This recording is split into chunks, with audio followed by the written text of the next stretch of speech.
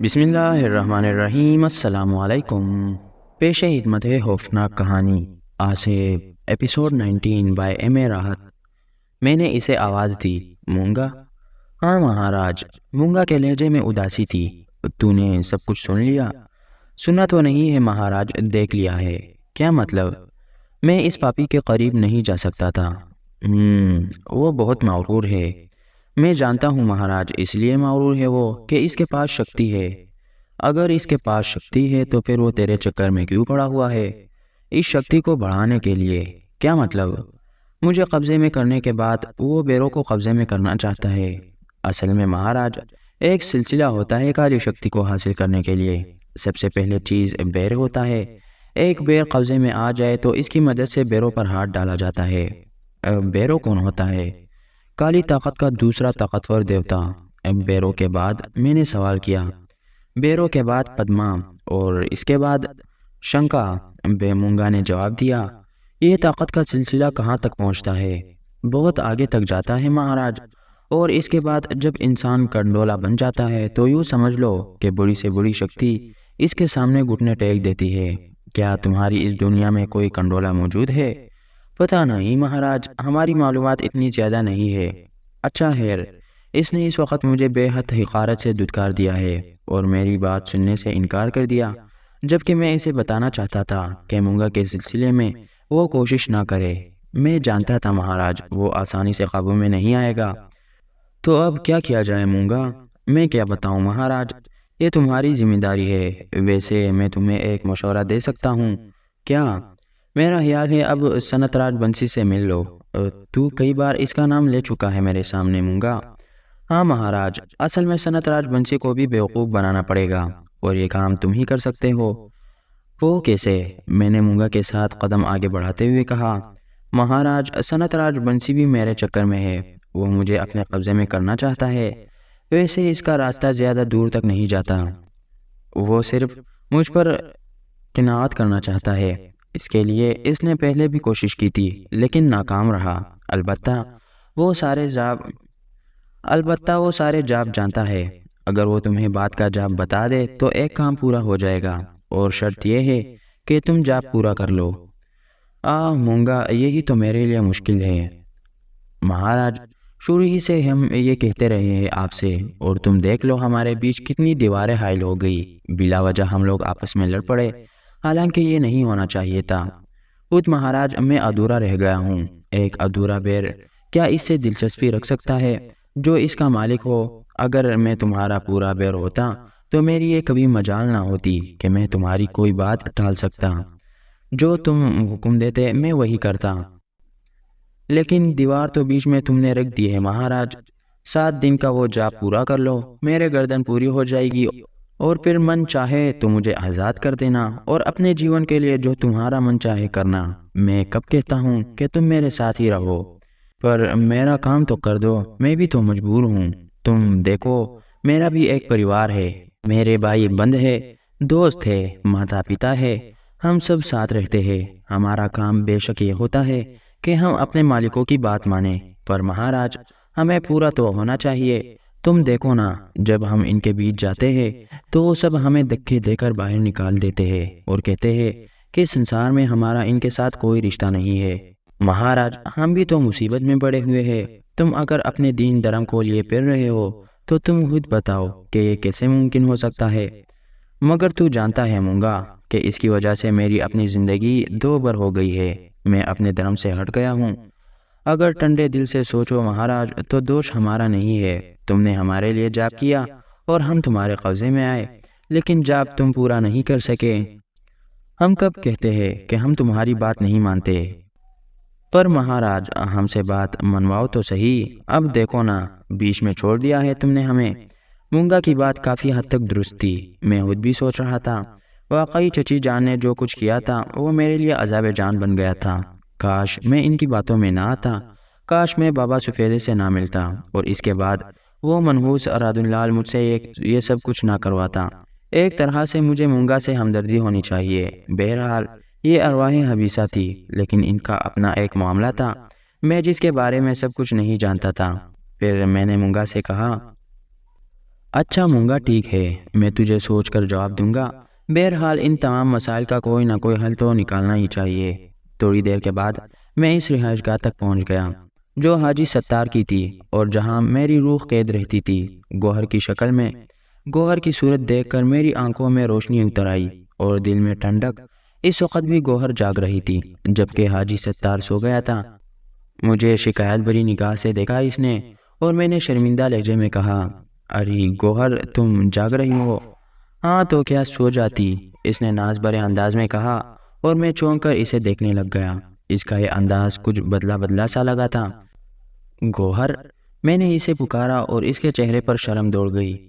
گوہر، میں پھر اس کے قریب پہنچ کر بولا، کیا ہے گوہر، تم نے مجھ سے کچھ کہا ہے؟ ہاں، اور جو کچھ کہا ہے میں نے اس کا مفہوم شاید غلط سمجھا ہے۔ غلط سمجھا ہے آپ نے؟ گوہر شکایتی انداز میں بولی۔ سچ سمجھ لوں گوہر تو سینہ پھٹ جائے گا۔ یہ سب جذباتی باتیں ہیں۔ جذبات ہی تو زندگی کی ضمانت ہوتی ہے گوہر، میں اتنی گاڑی گاڑی باتیں نہیں جانتی۔ اچھا بتاؤ کیوں جاگ رہی تھی؟ آپ کے انتظار میں۔ انتظار تو اس کا کیا جاتا ہے گوہر جس سے دل کے رشتے ہوتے ہیں، میں نے کہا، اور گوہر نے ایک بار پھر حسین آنکھیں اٹھا کر مجھے دیکھا، پھر بولی، کچھ کھائیں گے؟ نہیں گوہر، کیا تم کھانا کھا چکی ہو؟ ہاں۔ تم یقین کرو اس وقت بالکل جی نہیں چاہ رہا، تو پھر آرام کرے، گوہر نے جواب دیا اور میں گہری سانس لے کر اپنے کمرے کی جانب بڑھ گیا۔ لیکن اس وقت ذہنی کیفیت عجیب ہو رہی تھی۔ گوہر اپنی خوابگاہ میں چلی گئی اور میں اپنے بستر پر لیٹ کر اس کے اس لہجے اور ان الفاظ کے بارے میں غور کرنے لگا۔ گوہر بیچاری کو یہ بات بالکل نہیں معلوم تھی کہ اس کے باپ کی گردن میرے ہاتھوں کٹی ہے۔ اگر یہ پتہ چل جاتا تو یقینی طور پر اس وقت اس کی نگاہوں میں میرے لیے نفرت کے سوا کچھ نہیں ہوتا، لیکن یہ بھی شکر تھا کہ حقیقت اس کے علم میں نہیں آ سکتی تھی اور اس سے پہلے ہی وہ وہاں سے اغوا ہو گئی تھی۔ یہ الگ بات ہے کہ اسے بعد میں یہ معلوم ہو گیا کہ مولوی وصال الدین اس طرح ہلاک ہوئے تھے۔ بہرحال میں اس کے لہجے پر غور کر رہا تھا۔ اس نے اپنی دلی کیفیت کا مکمل طور سے اظہار کر دیا تھا۔ اس کے بعد کسی شک و شبے کی گنجائش نہیں رہی تھی۔ میرا دل مچلنے لگا، میرے سینے میں آرزو مچلنے لگی کہ کاش اس وقت میں گوہر کے پاس بیٹھا اس سے باتیں کرتا رہا ہوتا، لیکن یہ حد سے آگے بڑھنے والی بات تھی۔ مستقبل کے بارے میں نہ جانے کیا کیا سوچنا تھا مجھے۔ یہ بھی سوچنا تھا کہ گوہر کو حاصل کرنے کے لیے پہلے مجھے اپنا ایمان حاصل کرنا ہوگا، چاہے اس کے لیے مجھے کتنی ہی محنت کیوں نہ کرنا پڑے۔ جو کچھ میرے وجود میں اتار دیا گیا تھا وہ انتہائی ناپاک تھا، اور جب میں گوہر سے پاک رشتہ قائم کروں گا تو کم از کم مجھے وہ ہونا چاہیے جو میرے دین و دھرم کے لوگ ہوتے ہیں، جبکہ میں ان سے ہٹ کر بہت دور پہنچ گیا تھا، اور اس کام کی تکمیل کے لیے لازمی امر تھا کہ مونگا کا کام پورا کیا جائے۔ اگر میں مونگا کو نظر انداز کر کے اپنے طور پر کوششیں کروں تو یقیناً وہ مجھے کامیاب نہیں ہونے دے گا اور میرے راستے میں روڑے اٹکاتا رہے گا۔ چنانچہ بہتر یہی ہے کہ اب مجھے سنت راج بنسی سے مل لینا چاہیے۔ پہلے مونگا کی مشکل دور کر دوں، اس کے بعد اپنی مشکل دور کرنے کی کوشش کروں گا۔ جہاں تک رہا دین و ایمان کے جانے کا معاملہ، تو سچی بات یہ ہے کہ جب دل کی گہرائیوں سے سوچتا ہوں تو مجھے یہ احساس ہوتا ہے کہ تمام تر قصور میرا نہیں ہے، میں کسی کے بہکاوے میں آ گیا تھا۔ غلطی انسان ہی سے ہو جاتی ہے۔ میں انتہائی کوشش کروں گا کہ مجھے میری حیثیت دوبارہ واپس مل جائے، اور اگر نہ ملی تو پھر اللہ کی مرضی، میں اس میں کوئی دخل نہیں دے سکتا تھا۔ چنانچہ اب جب اس حد تک چلا گیا تھا تو باقی کام بھی کر لینے میں کوئی حرج نہیں تھا۔ برائی تو سر پر نازل ہو ہی گئی تھی، بعد میں جو بھی صورتحال ہو، یہ تمام باتیں سوچنے کے بعد میں نے خود کو پرسکون کیا اور سونے کی کوشش کرنے لگا۔ نہ جانے کب مجھے نیند آ گئی تھی۔ دوسری صبح معمول کے مطابق تھی۔ ہر صبح کو جب میں جاگتا تھا تو کچھ لمحے ذہن میرا ساتھ نہیں دیتا تھا۔ ایسے ایسے حالات سے گزر چکا تھا کہ خود کو یقین دلانا پڑتا تھا کہ میں اب کس کیفیت میں ہوں۔ یہ بھی ایک انوکھا تجربہ ہے۔ صبح کو آنکھیں کھولنے کے بعد اگر ماحول کے پرسکون ہونے کا احساس ہو تو طبیعت میں ایک فرحت پیدا ہو جاتی ہے، ورنہ پریشانیاں تو مقدر ہوتی ہی ہے۔ یہ احساس کر کے کہ میں حاجی ستار کی کوٹھی میں ہوں اور یہاں گوہر مقصود بھی موجود ہے، میرے دل کے کنول کھل گئے تھے۔ غسل وغیرہ سے فراغت پا کے تیار ہوا تو گوہر کے حسین صورت نظر آئی۔ میں اسے ایک لمحے کے لیے دیکھتا رہ گیا۔ دھلا دھلا سا چہرہ، شگفتگی سے بھرپور، اسے احساس نہیں تھا کہ وہ اپنا سب کچھ کھو چکی ہے۔ ماں باپ سے دور رہ کر کسی کی محبت میں میسر آنے کے بعد اس کی شخصیت میں بڑی تبدیلی ہو گئی تھی۔ پہلے بھی میں نے اسے مسجد کے حجرے میں دیکھا تھا، اس وقت بھی اس کی شخصیت بحال تھی، لیکن اب اس میں ایک تمکنت سی پیدا ہو گئی تھی جو بہر طور اس حسین چہرے سے ہم آہنگ ہو کر بہت ہی دلکش لگ رہی تھی۔ مجھے اس طرح دیکھتے ہوئے دیکھ کر وہ شرما گئی اور اس نے کہا، ناشتہ نہیں کریں گے؟ ہاں، میں جلدی سے اٹھ گیا۔ پھر میں اس کے ساتھ ساتھ ہی ناشتے کے کمرے میں آیا تھا جہاں حاجی ستار میز پر بیٹھا میرا انتظار کر رہا تھا۔ اس نے مجھے مسکراتی نگاہوں سے دیکھا اور پھر بیٹھنے کا اشارہ کیا۔ گوہر بھی ہمارے ساتھ ہی بیٹھ گئی تھی۔ حاجی ستار نے ناشتے کے دوران کہا، تمہارے آنے سے پہلے میں بڑا پریشان رہتا تھا۔ کیوں حاجی صاحب؟ بس گوہر کی وجہ سے، بہت سے کام ملتوی کر دیا کرتا تھا۔ وہ کیوں؟ بھئی اسے تنہا نہیں چھوڑ سکتا تھا میں۔ اوہ جی ہاں، مگر اب تم آ گئے ہو تو مجھے یوں لگ رہا ہے جیسے میری ساری ذمہ داری ختم ہو گئی ہے۔ میں ہنسنے لگا، پھر کہا، نہیں حاجی صاحب، آپ کا اپنا مسئلہ تو اپنی ہی جگہ ہے۔ بھئی فی الحال تو مجھے آرام مل گیا ہے۔ اصل میں یہ کہنا چاہتا تھا میں کہ کسی کام سے 2-3 دن کے لیے جانا ہے۔ جی، تم ذرا کم ہی گھر سے باہر نکلنا، گوہر کو تنہائی کا احساس نہ ہونے پائے۔ جی، میں نے کہا، تو پھر میں دوپہر کو جا رہا ہوں، واپسی یا تو جلدی ہو جائے گی ورنہ زیادہ سے زیادہ 2 دن لگ جائیں گے، تیسرے دن میں یہاں آ جاؤں گا۔ جی بہت بہتر، میں نے جواب دیا۔ گوہر اس دوران خاموشی سے سر جھکائے ناشتے میں مصروف رہی تھی۔ بہت دیر تک ہم لوگ ناشتے کے بعد بھی گفتگو کرتے رہے۔ پھر حاجی صاحب نے کہا، اچھا میں تیاریاں کر لوں۔ گوہر کیا تم میرا ساتھ دو گی؟ کیوں نہیں، اس نے کہا اور حاجی صاحب کے ساتھ چلی گئی اور میں اپنے کمرے میں آ گیا تھا۔ مجھے بہت سے احساسات ہو رہے تھے۔ یہاں مجھے جو حیثیت مل رہی تھی وہ بڑی عجیب تھی۔ ان لوگوں کے ساتھ رہ رہا تھا، کھا پی رہا تھا، سب کچھ کر رہا تھا، حالانکہ اس وقت مونگا میرے قبضے میں تھا، اس کا مجھ سے کام آ پڑا تھا۔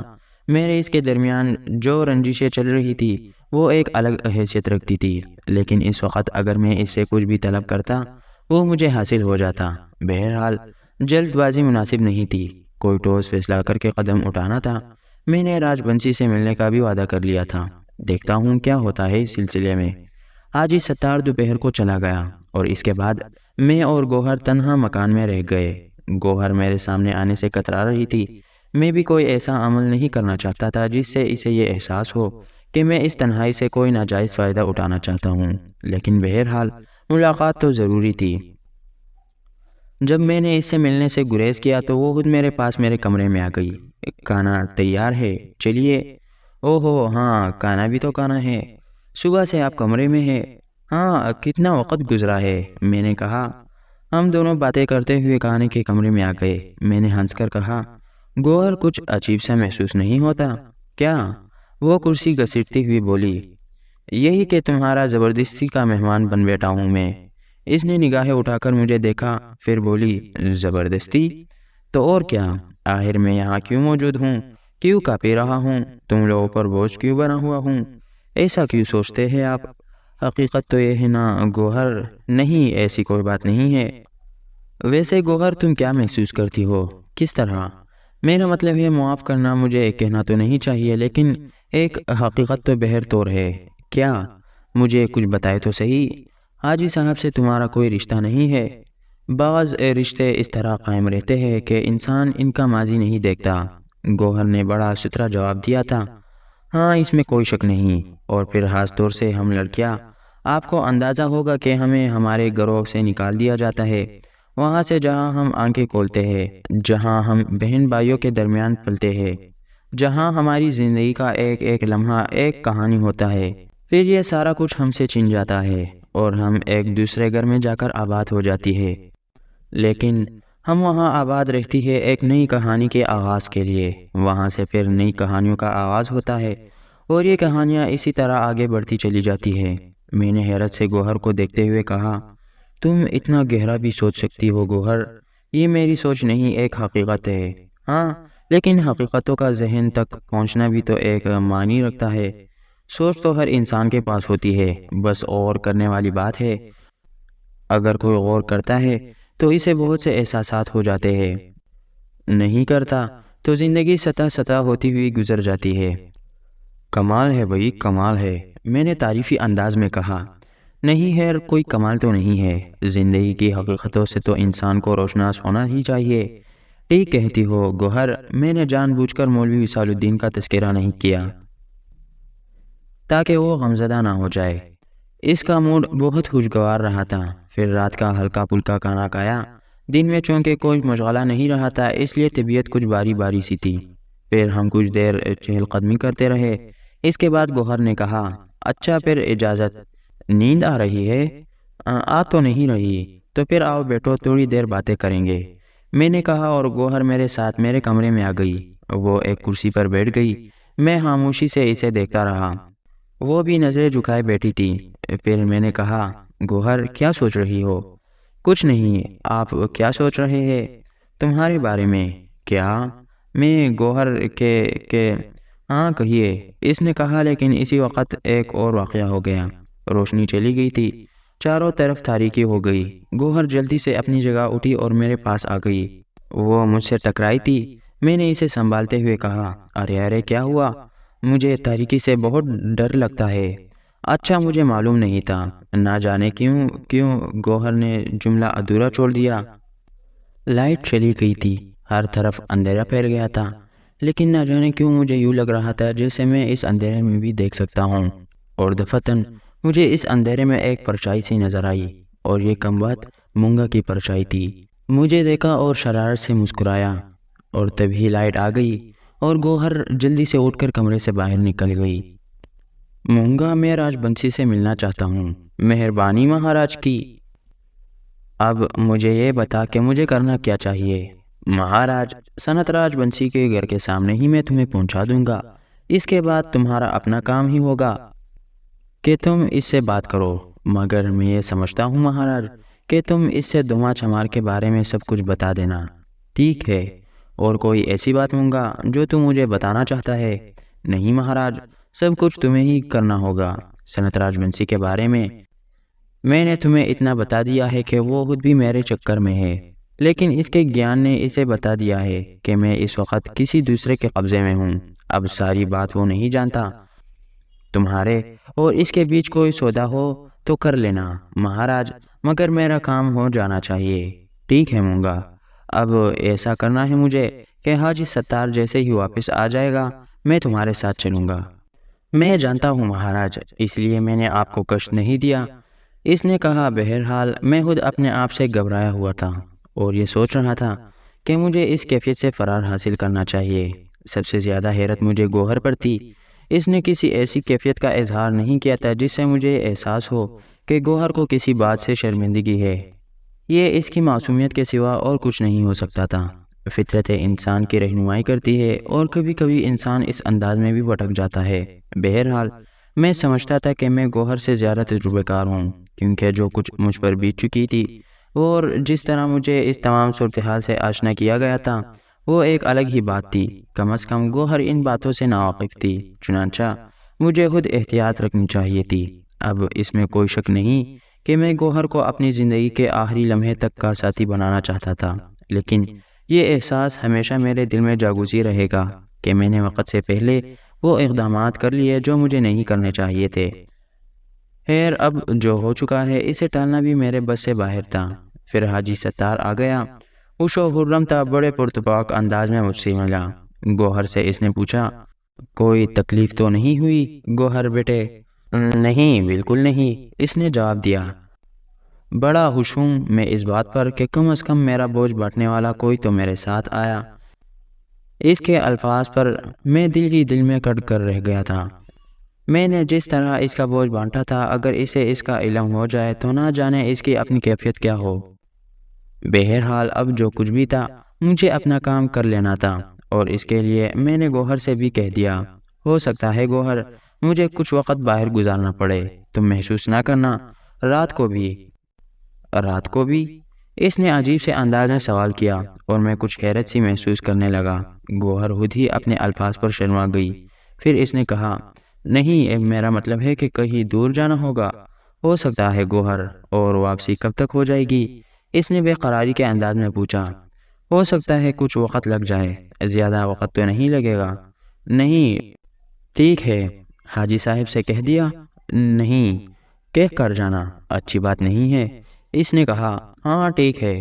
اس کے بعد میں نے حاجی صاحب سے کہا، حاجی صاحب، آپ نے اپنا دورہ مکمل کر لیا، تھوڑی سی ذمہ داریاں میرے بھی ہے۔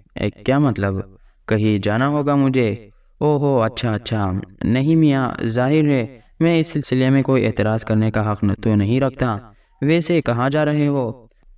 حاجی صاحب، کچھ ایسے کام ہیں جن کے لیے واپسی میں ہو سکتا ہے کچھ وقت لگ جائے، اور یہ بھی ہو سکتا ہے کہ زیادہ وقت نہ لگے۔ ٹھیک ہے، اب میں آ گیا ہوں، اب کوئی بات نہیں ہے۔ ویسے یہ ذمہ داری ہم دونوں کو مشترکہ طور پر سنبھالنی ہوگی۔ حاجی صاحب نے مسکراتے ہوئے کہا، جی۔ میں نے بھی پھیکی سی مسکراہٹ کے ساتھ جواب دیا۔ البتہ مجھے اب ایک احساس ہو رہا تھا کہ جو کچھ ہو چکا ہے اس میں کم از کم گوہر برابر کی شریک ہے۔ مجھے اس قدر شرمندہ نہیں ہونا چاہیے، جبکہ وہ خود اپنے چہرے سے اس قدر شرمندہ نظر نہیں آتی تھی۔ رخصت ہونے سے پہلے جب مجھے اس کے ساتھ تنہائی ملی تو میں نے کہا، گوہر، میں احساس شرمندگی سے کٹا جا رہا ہوں۔ کیوں؟ اس نے حیران نگاہوں سے مجھے دیکھا۔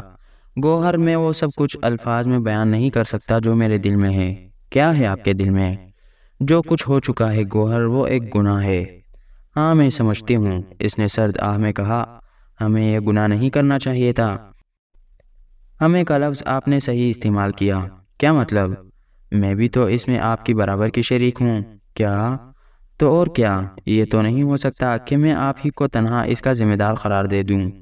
گوہر سے مجھے اس صاف گوئی کی امید نہیں تھی۔ میں اسے حیرانی سے دیکھتا رہا۔ پھر میں نے کہا، لیکن گوہر، اس میں کوئی شک نہیں کہ یہ گناہ ہے۔ البتہ ہم اس گناہ کو زندگی کے آخری سانس تک نبھائیں گے۔ مجھے اس بات کا یقین ہے، گوہر نے جواب دیا۔ مجھے خوشی ہے کہ تم نے مجھے کوئی برا انسان نہیں سمجھا۔ دیکھیے، میں آپ سے کہہ چکی ہوں کہ برائی میں اگر کوئی برابر کا شریک ہو تو دوسرے کو الزام دینا مناسب نہیں ہوتا۔ گوہر، تم بہت کشادہ ذہن کی مالک ہو۔ ہونا چاہیے، انسان کو اپنے آپ کا پورا تجزیہ کرنا چاہیے، لیکن آپ کی واپسی زیادہ دیر نہیں ہونی چاہیے۔ اطمینان رکھو، میں نے جواب دیا۔ گوہر کے الفاظ نے مجھے خاصی حد تک اطمینان بخشا تھا۔ پھر میں کوٹھی سے باہر نکل آیا اور میں نے مونگا کو آواز دی، میں موجود ہوں مہاراج۔ اس نے کہا، ہمیں کہاں چلنا ہوگا؟ تھوڑا سا سفر کرنا ہوگا۔ ٹرین سے؟ ہاں۔ تو پھر چلو۔